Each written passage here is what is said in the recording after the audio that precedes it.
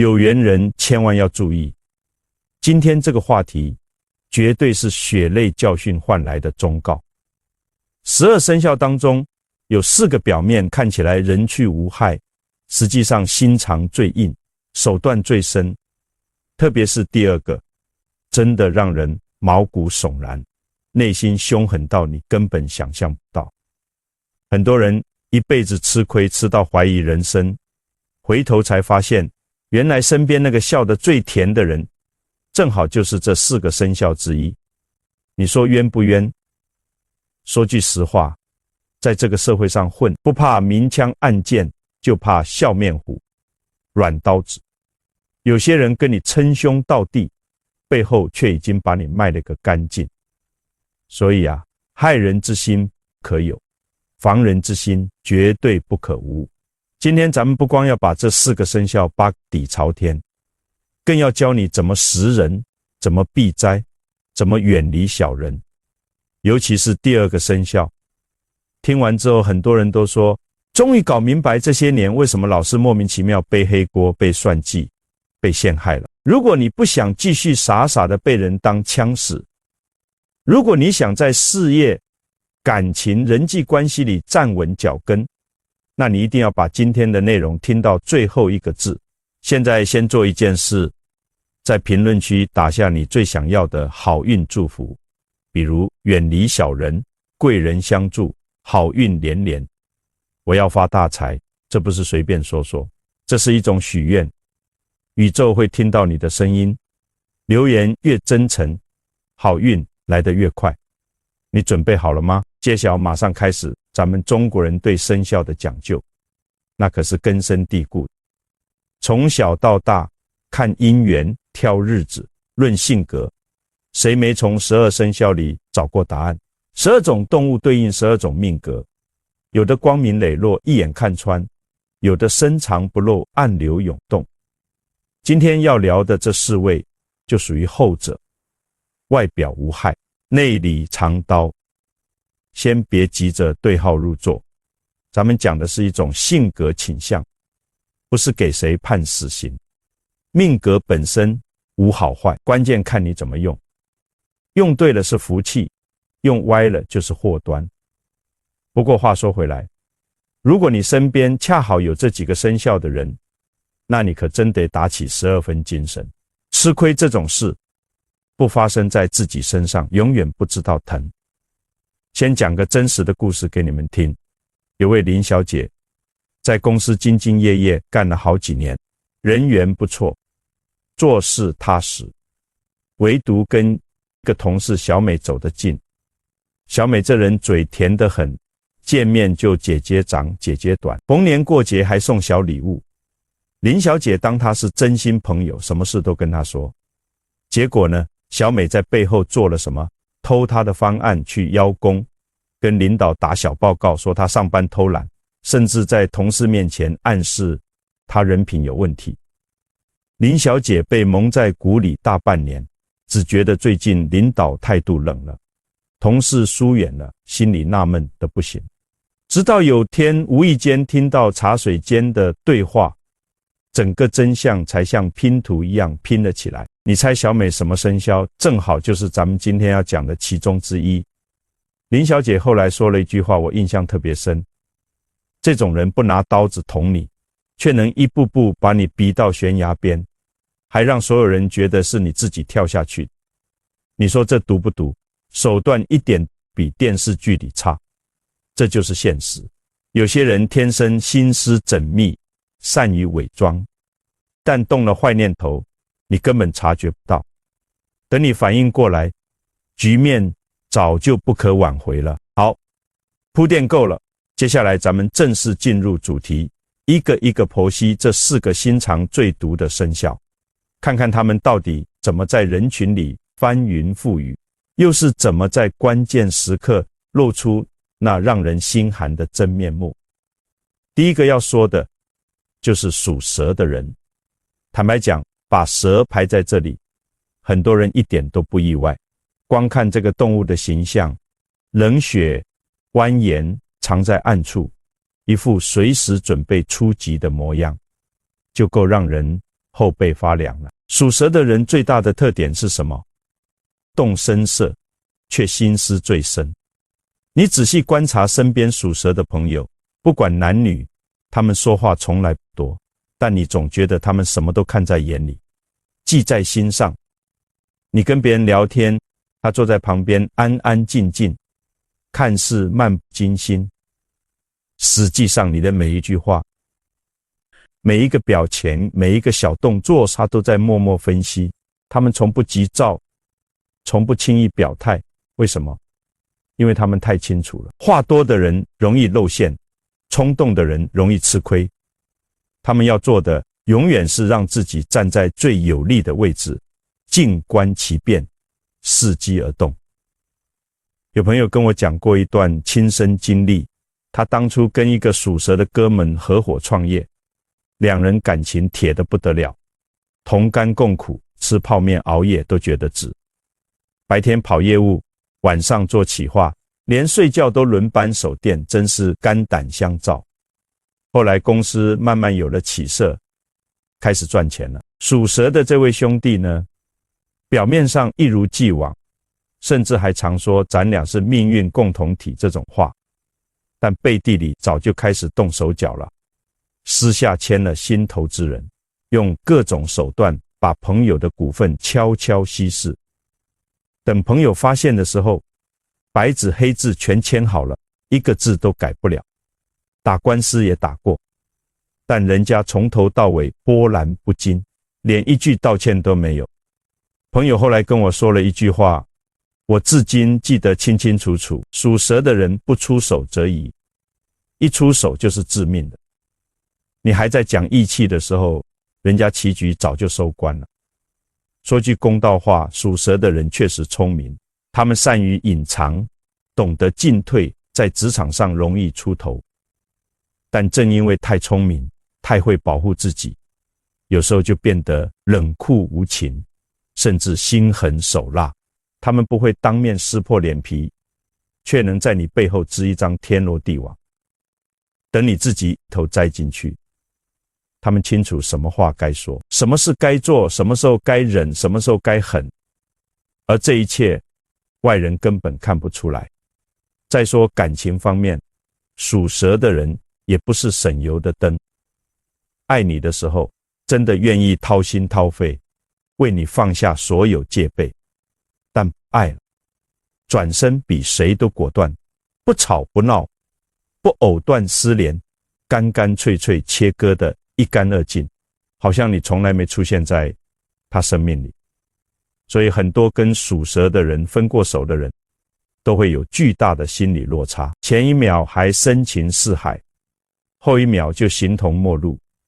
这就是属蛇人恐怖的切割能力，心里早盘算好了一切，一旦决定离开，绝不回头。属蛇人的毒不在言语，在沉默，不在动作，在计算。他们最擅长的就是布局，不一定最强，但绝对是最会存活的。他们深知这世界弱肉强食，所以选择藏起情绪，只留理智。不过也得说句公平话，属蛇的人如果认定你是自己人，那他绝对是最可靠的盟友。他们只信极少数人，一旦把你划进圈子，会用全部智慧保你周全。但问题是，他们不轻易信任谁，一旦被他们判定你不值得，再怎么弥补都没用。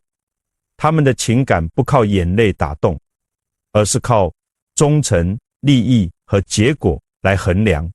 这种冷静到骨子里的特质，让属蛇的人成了最难琢磨的存在，也成了心肠最毒这个标签最贴切的代表之一。在人情社会里，人情味是咱们最大的财富，但也恰恰是属蛇人最容易利用的弱点。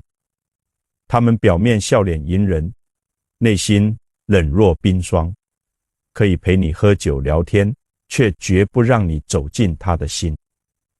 除非你证明了自己对他有价值、有意义，否则他只会默默观察，然后判定你是盟友还是猎物。属蛇的人太懂人性了，所以也最懂怎么操控人性。他们从不急于表现，总在别人最松懈的时候出手，让你防不胜防。偏偏他们在人群中一点不扎眼，甚至还带着一股神秘的魅力，让人不自觉想靠近。这种致命吸引力才是最要命的地方。好，接下来要讲的这一位才是今天的重头戏。4个生肖里最让人防不胜防，最出人意料，属羊，是不是觉得很意外？很多人第一反应就是摇头，属羊的不是温温柔柔，心地善良，特别好相处吗？没错，属羊的人确实常常展现出弱者形象，温吞柔和，看着没什么攻击性。但正因为如此，他们才成了最高段位的操盘手，因为他们从来不靠强硬伤人，而是用无害当面具，拿示弱当武器。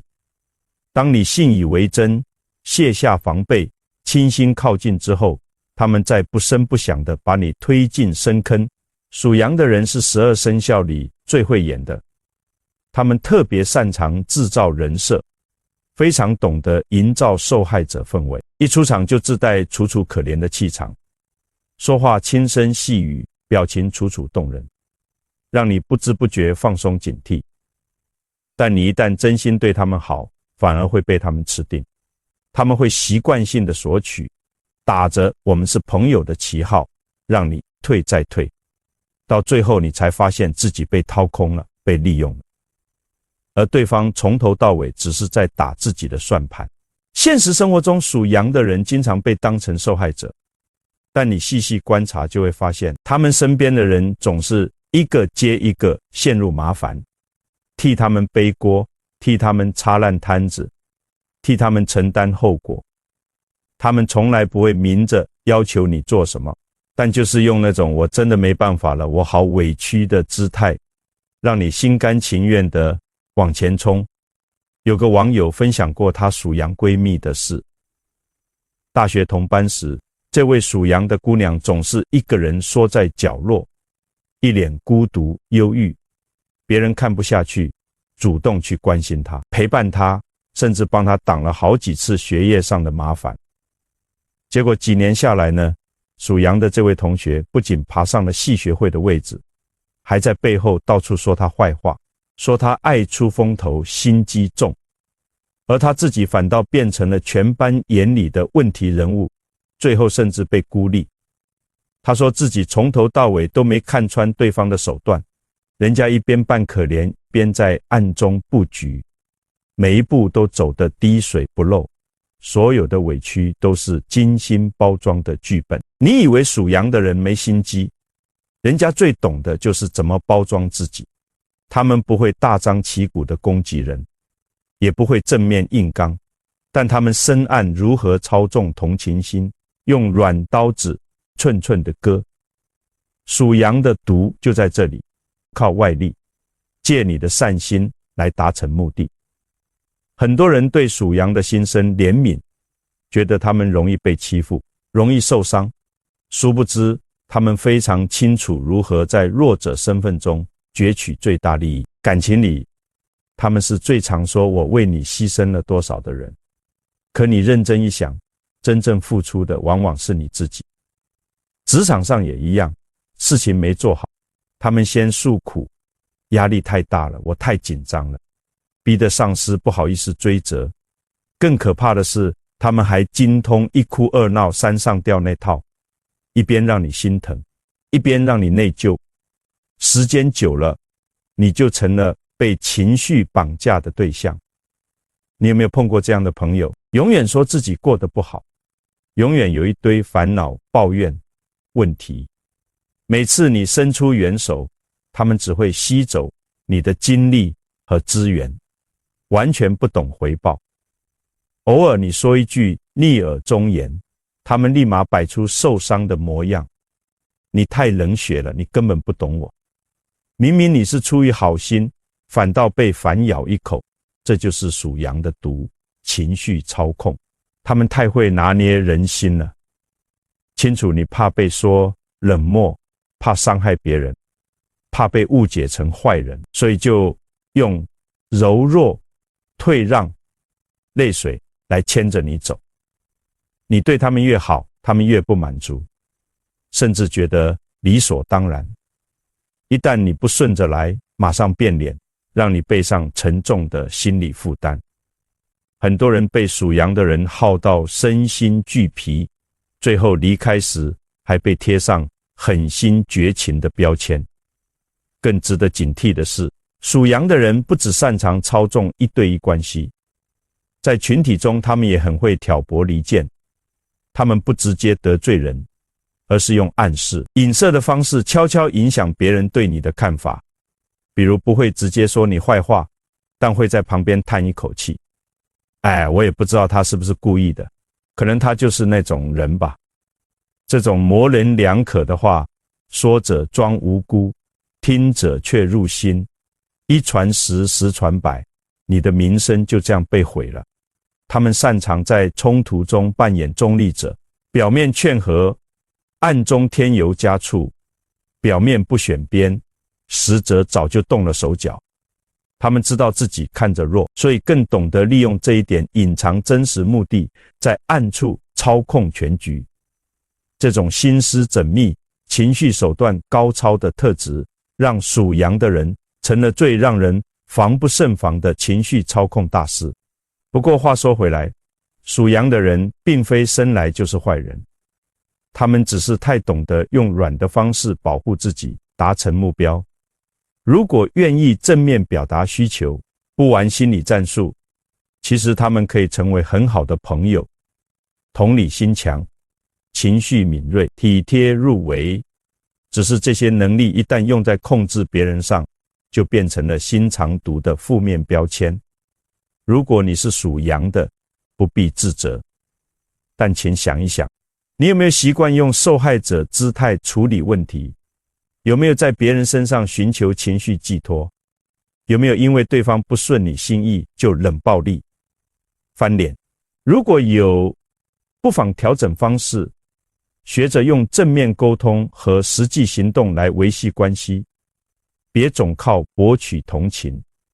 如果你身边有属羊的人，记住，他们不是坏，是聪明，聪明到知道该用什么办法达成目的。你得设好底线，别让他们的眼泪和话术操纵了你。看穿他们的模式，你就不会再当工具人了。好，讲完属蛇的冷静谋略，属羊的情绪操控，接下来要说一个被很多人严重低估的生肖，属鸡。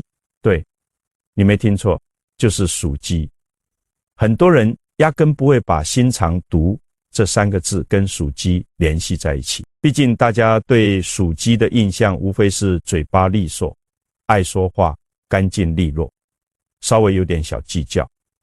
但真正深交过属鸡的人就明白了，他们不是一般的牙尖嘴利，而是极度聪明、极度敏感、极度记仇的类型。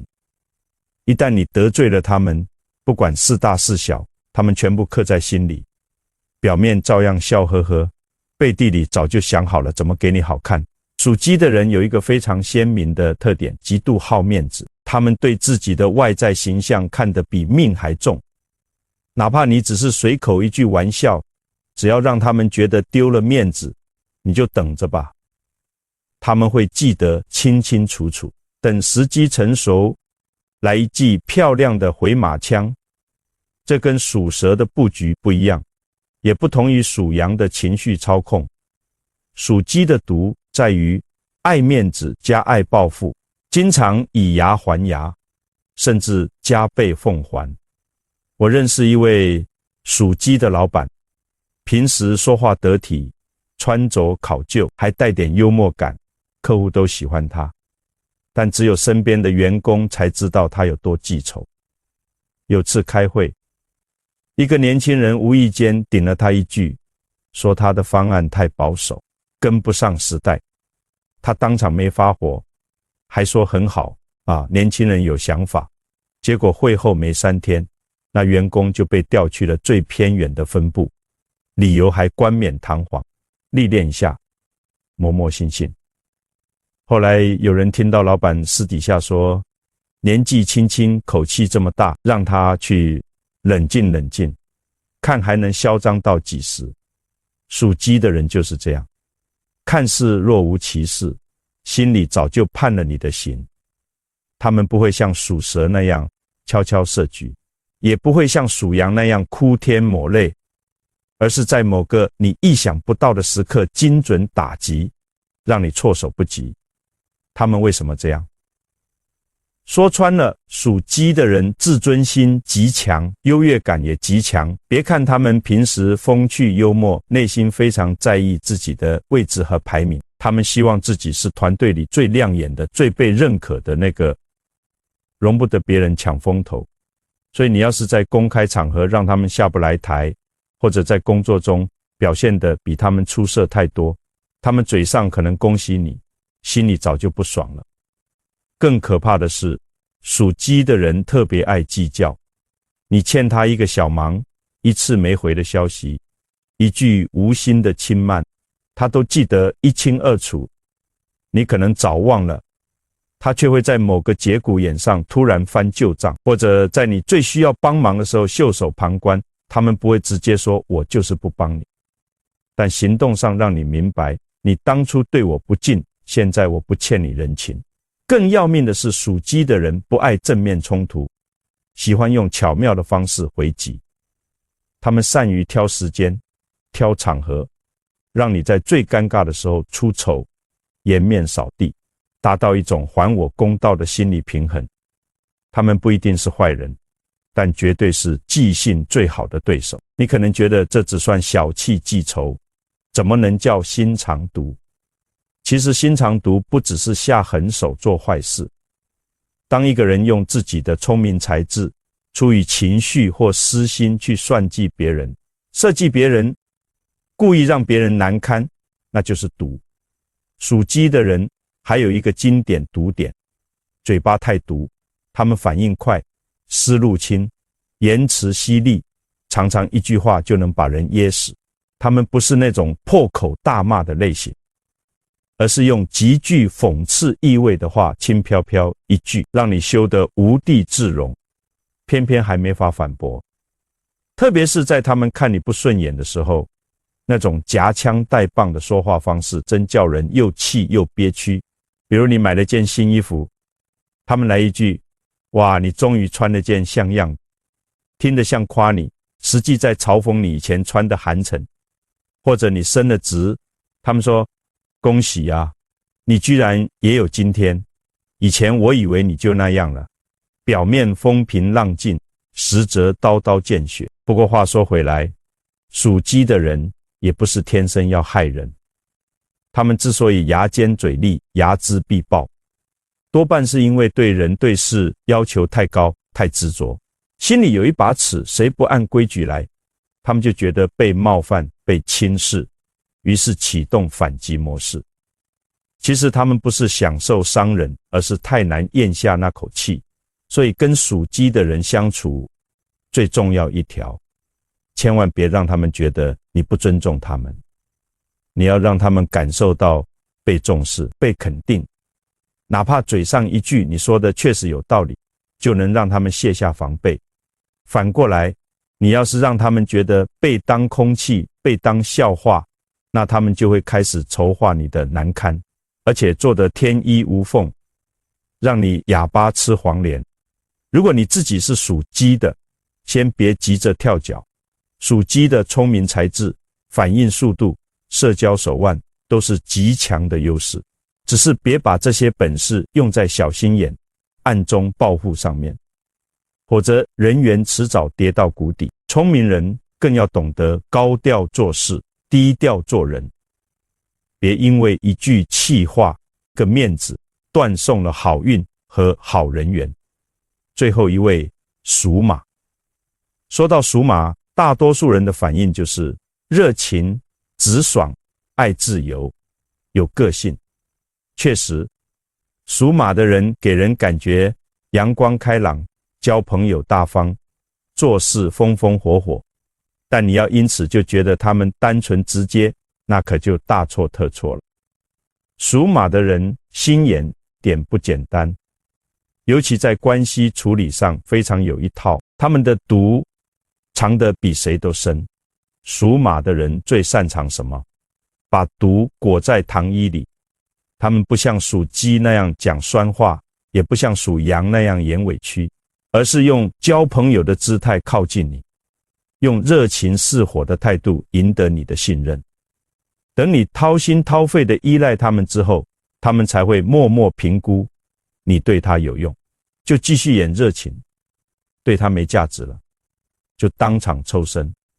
那种翻脸比翻书还快的速度，能让你半天回不过神。有个故事在网上流传很广，两个好闺蜜从高中玩到大学，属马的那个女生特别热心，帮朋友介绍人脉，带她出去社交，失恋时陪着吃宵夜聊到天亮。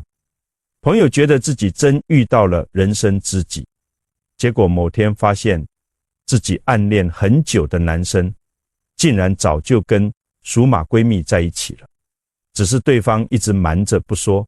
质问的时候呢，属马闺蜜一句：我本来也不想这样，是他主动找我，我也有追求幸福的权利。听着是不是很有道理？但你仔细想，他早就知道你喜欢那个人，却从来没主动避嫌，还假装什么知情，最后用一句我也很为难就把自己摘干净。这就是属马最经典的毒，情绪切割，理直气壮，毫无愧疚。属马的人在社交场上很有魅力，说话风趣，反应机敏，特别会带动气氛，是那种见面就让人想亲近的类型。跟他们在一起确实轻松开心。问题是，这种人如果真拿你当朋友，你是幸运的。但如果只是表面交情，你永远摸不透他们心里在想什么。他们可以一边说咱们是最好的朋友，一边跟别人交换你的秘密，可以一边说我挺你，转头就跟对家结盟，可以一边陪你骂某人，私底下却两头讨好，左右逢源。属马的人最擅长的就是不选边站，却到处插一脚。逢人说场面话，目的只有一个，不树敌，拿资源。你觉得他们八面玲珑？没错，但属马的玲珑不是圆融，而是带着利益导向的精明计算。他们看得太清楚了，谁对他们有用，谁的圈子有价值。一旦你不符合利益标准，他们可以毫不犹豫地抽身离开，甚至打一声招呼。职场上属马的人爬得快，因为他们太会做人了，拍上司马屁，拉拢同事，包装形象，样样精通。大家都觉得他人缘好，能力强，但这种形象全是经营出来的。什么时候说什么话，送什么礼，站哪边，他们算得门儿清。你以为他是好同事，等哪天你跟他争资源，才发现他从头到尾都站在对面，只是演得太像自己人。更要命的是，属马的人特别会甩锅，反应快，嘴巴利，出了问题总有一套话术把责任推走，而且他们善于先下手为强，还没等问题曝光，就已经营造好我很努力，我被拖累的人设，让别人先入为主，觉得错不在他。比方说项目出了差错，属马的人可能早就在会前放风，我那部分都弄好了，就是某某那边太慢，到了会上再轻描淡写一句是我疏忽了，没及时沟通，大家反倒觉得他态度好，肯担当，殊不知锅早就甩得干干净净，只留下一个受害者形象。感情里属马的人也是高手，有魅力，懂浪漫，爱自由，但感情保鲜期短，他们追求新鲜感和刺激，不是长久稳定。一旦进入现实考验，柴米油盐，日常磨合，他们的毒性就开始显现了，开始冷淡，不回应，不解释。等你急了，哭了，质问了，他们淡淡来一句：你太情绪化了，我们不适合。把所有问题丢给你自己，转身就走。背后藏的是什么？属马人本质上害怕被束缚，害怕承担责任，害怕麻烦，所以习惯性抽离，擅长营造氛围，不擅长面对问题，擅长赢得人心，不擅长付出深情。他们的毒就在于，当你对他们认真的时候，他们随时可以说走就走，留你一个人在原地崩溃。你会发现，属马的毒跟前面几位不太一样，他们不是恶意攻击，也不是暗中算计，而是用一种理性抽离、自我优先的方式，在你最需要他们的时候选择放手，毫无歉意，看似洒脱，实则冷血。当然，我们不否认属马的优点有魅力，反应快，情商高。只是这些特质一旦失去了诚意和担当，就会变成伤人的利器。如果你身边有属马的人，务必留意他对你是真心相待，还是只把你当资源。他的热情是发自内心，还是逢场作戏。别被表面的热络迷了眼，也别轻易把最深的信任交出去。如果你自己是属马，建议你静下来想一想，有没有在不知不觉中把人当工具？有没有老拿我就这样的性格当逃避责任的借口？聪明是天赋，善良是选择，别让你的自由伤害了别人，也别让别人的信任成了你随手丢弃的垃圾。好了，4个生肖全部讲完，咱们来做一个深层次的总结。很多人听到心肠毒这3个字，第一反应就觉得是在骂人，说某个生肖阴险恶毒不可交。但如果你认真听完前面的分析，就会明白，这4个生肖之所以被打上这个标签，并不是因为他们天生就是坏胚子，而是他们性格深处都有一套极强的自我保护机制，一旦触发，就会展现出超乎常人的防卫力、报复心、操控欲，甚至冷血的切割能力。先说属蛇的冷血，为什么他们总是那么冷静淡漠、精于算计？背后其实是极度缺乏安全感。他们不轻易相信人，也不愿被人看透情绪，因为从小就习惯了独来独往，凡事靠自己，久而久之，学会了隐藏、忍耐、布局。这不是恶意，而是自保。只是一旦不信任感超过正常界限，就会走向极端，为了保护自己，不惜牺牲别人。再说属羊的情绪操控，很多人觉得他们装可怜、博同情，但属羊的人本质上极其敏感，容易受伤，也容易深陷内心戏。他们渴望被认可，却不擅长直接表达需求，所以用情绪暗示来试探你。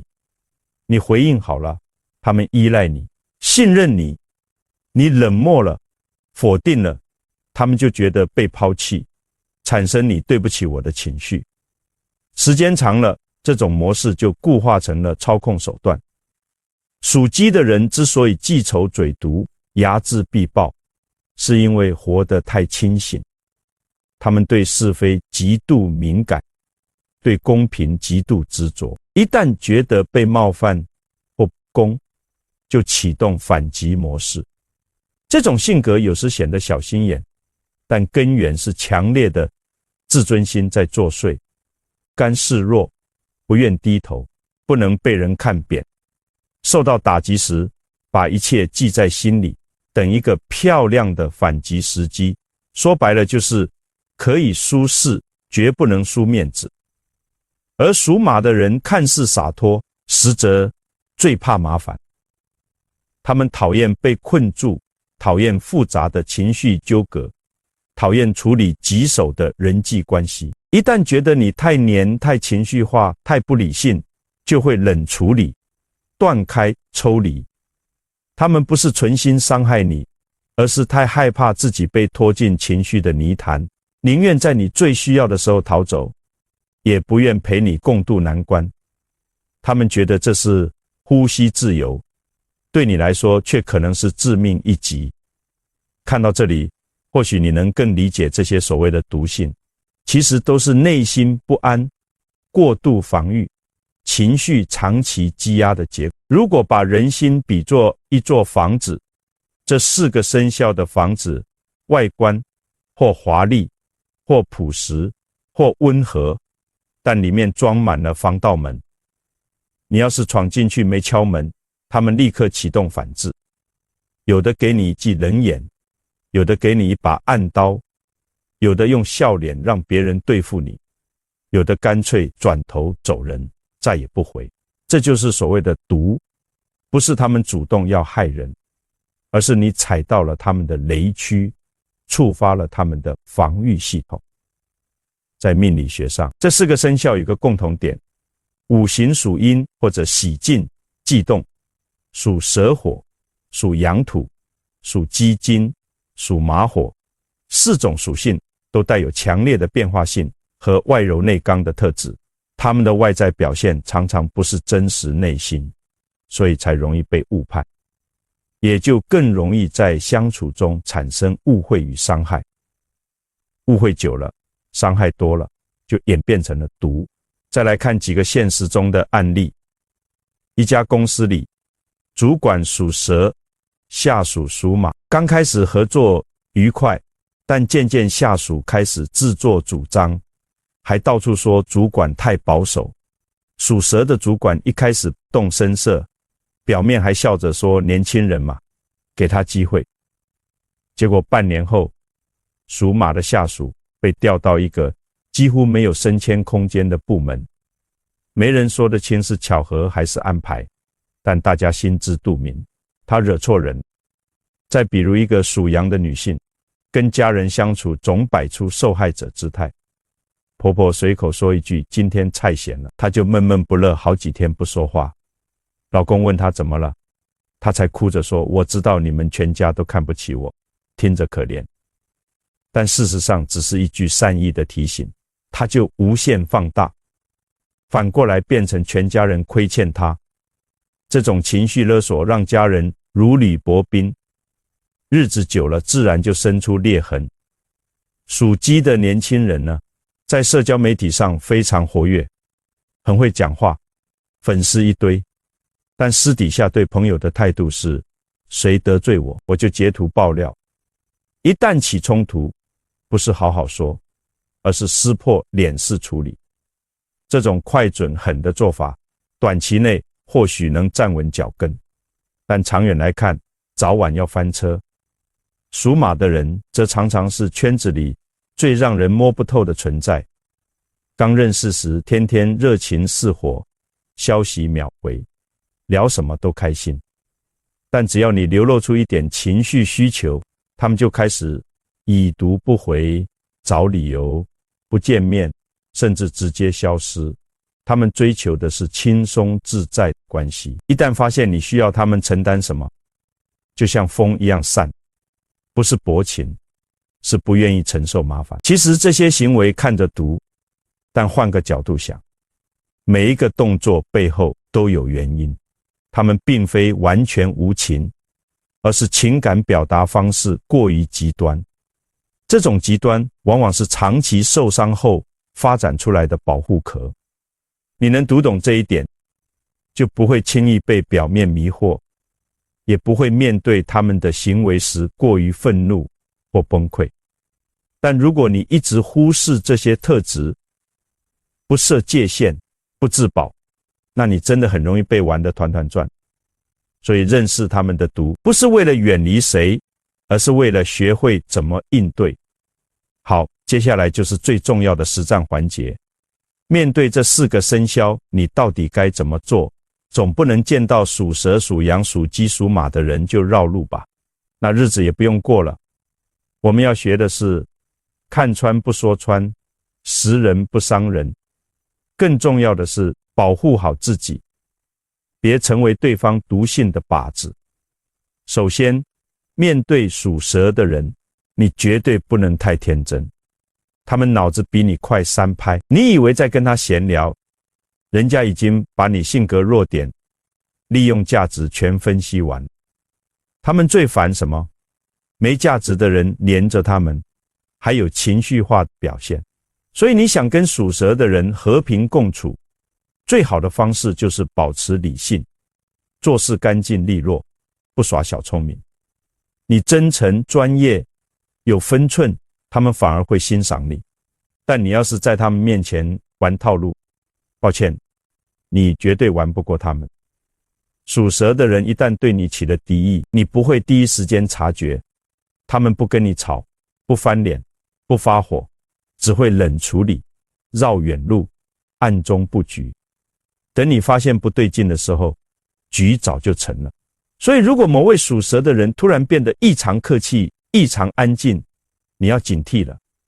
那很可能是暴风雨前的平静，对策3个字，留记录。属蛇的人怕证据，凡是跟他们有利益往来、项目合作、口头约定的，务必用文字留下记录。他们虽然聪明，但更怕被抓住把柄。你不需要正面对抗他们，但要给自己留好后路，不留漏洞给他们钻，让他们知道你不惹事，但也绝不怕事。再来，面对属羊的人，说真的，如果你心太软，特别容易被他们的情绪带着跑。他们真的太会暗示了，嘴上没说帮我，但语气、表情、眼神全在传递我好需要你。你一伸手，他们就一而再再而三让你承担更多，最后你变成情绪垃圾桶。他们还觉得天经地义。对策2个字，设限。你要敢说不，要敢在对方试图情绪勒索的时候立下界限。比如对方哭着说，我真的快撑不下去了，没人陪我。你可以回，我知道你难过，但我今天确实有自己的事，明天我们再聊。这不是冷血，这是理智。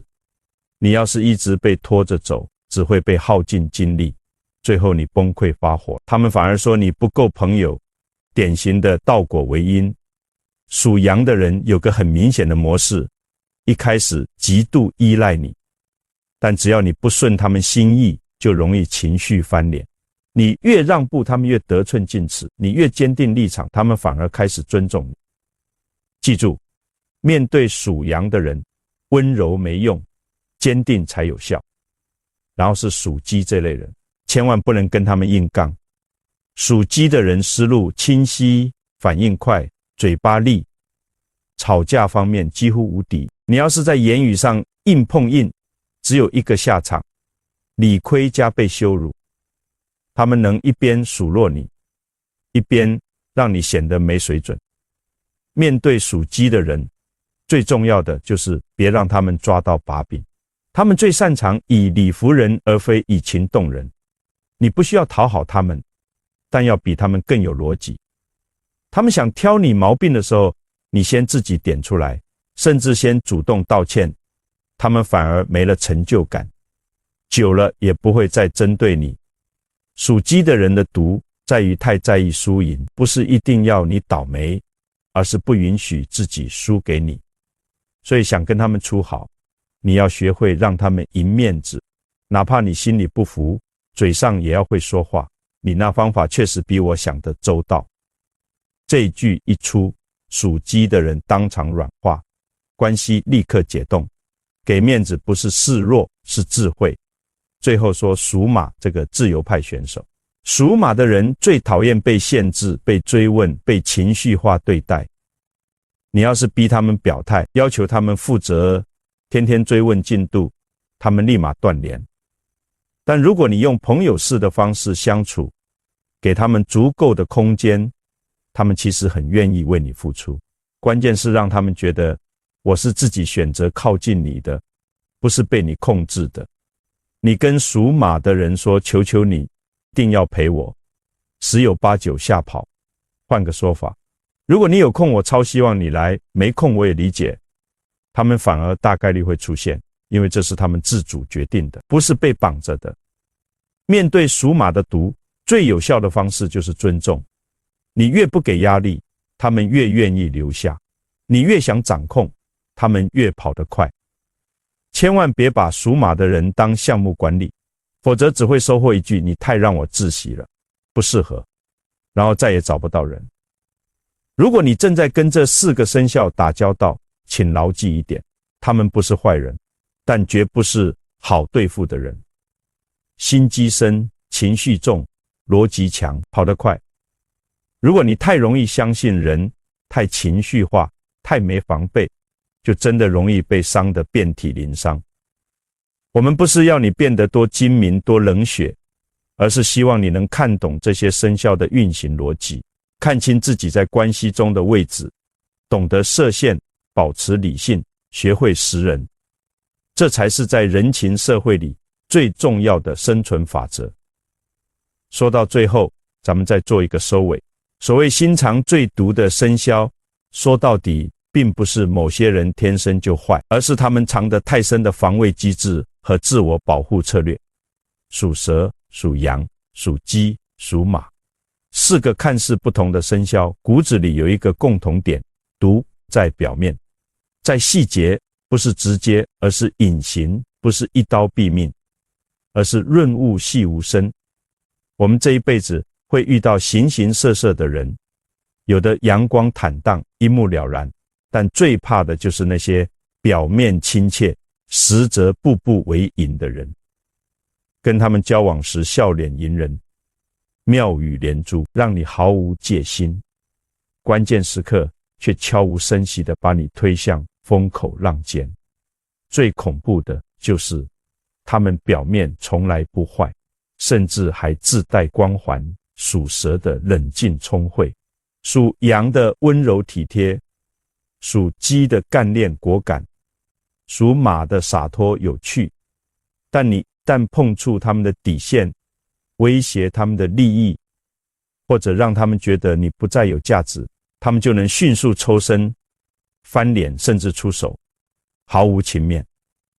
回顾今天聊的所有案例，你会发现他们的毒有一个共同特征，不是暴力，不是撕破脸，而是聪明的让你自己掉进坑里，用感情换信任，用理性包裹计谋，用热情遮掩目的，等你被伤的时候，却说不出个所以然。这也正是现代社会里最常见的温柔陷阱。在这个讲人设、讲话术、讲策略的时代，动不动翻脸骂人的反而可怕。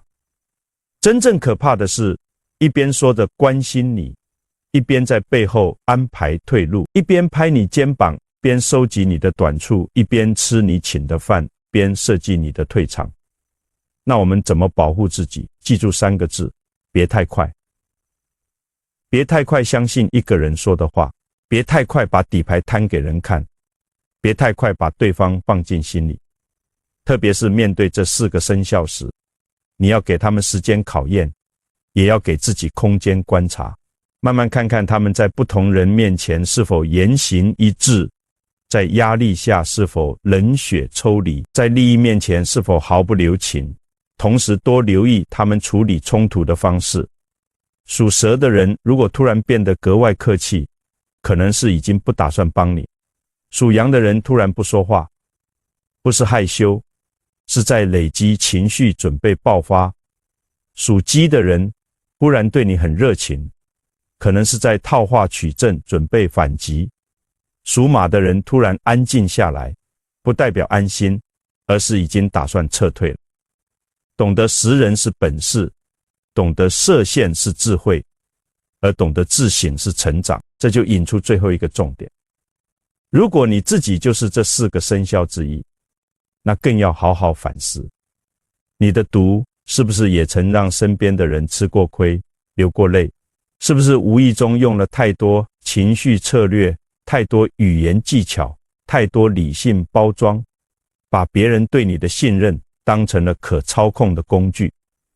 聪明人不必利用别人，反而更应该珍惜信任，呵护情感。有的人因为太聪明，把身边的人都玩光了，到最后环顾四周，只剩自己，那不是赢，那是孤独。人生不是战场，不必处处机关算尽。你聪明，别人未必傻；你藏得住情绪，别人也读得出冷暖。与其在毒中活着，不如在善意里赢得真正的好人缘。如果你是那种总被伤害的人，也请不要灰心，你不是不够好，而是太善良，太容易信任。不需要变成坏人，只需要变得更有边界感，更会看人，更敢说不。最后再帮大家快速回顾一遍：属蛇，冷静精算，伺机而动，笑里藏刀的高段位选手；属羊，情绪细腻，擅长示弱，最会用柔弱操控人心；属鸡，好胜记仇，言辞如刃，不吵不闹，却句句要命；属马，自由洒脱，情绪切割，来去如风，最会关键时刻抽身。他们是人群中最高明的角色，不一定干坏事，但最擅长用技巧包装自己。你若看不清他们的毒，就容易跌进他们设好的局。但别忘了，命格无好坏，性格有深浅。你只要懂识人，用人避人，就不怕任何毒。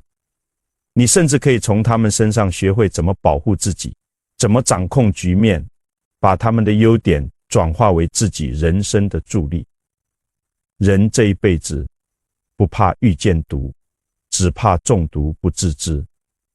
愿你从今往后眼光更准，心更稳，情更轻，不再轻易受伤，也不再轻易误判他人。每个人的命都攥在自己手里，只要你愿意认清真相，就能走出迷雾，活出清醒。听到这里，你是不是突然想起了某些人、某些事？是不是终于明白为什么自己总是吃亏，总是被误解，总是被反咬一口？今天这一期就是要让你看清别人，也看懂自己。生肖没有绝对的好坏，命格也没有谁注定伤人。一念善，一念恶，全在个人选择。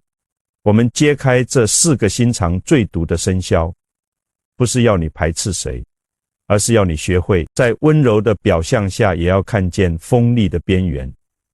在复杂的人性中，也别忘了保护好自己。如果觉得今天的内容对你有帮助，帮我点个赞，也分享给身边正在为人际关系烦恼、被职场小人困扰、被感情伤透的朋友，让更多人学会识人之道，避开烂桃花，远离小人。别忘了在评论区留下你的祝福语，财运滚滚来，贵人相助，好运连连，远离小人，招财进宝。你的每一句留言不只是支持我，更是对自己好运的召唤。如果你还想知道其他生肖的隐藏性格、命运走向，或者对自己的命盘有任何好奇，欢迎留言告诉我，我会继续做更多深度解析。我们下期再见。愿你看清人心不被所伤，懂得取舍，自在前行。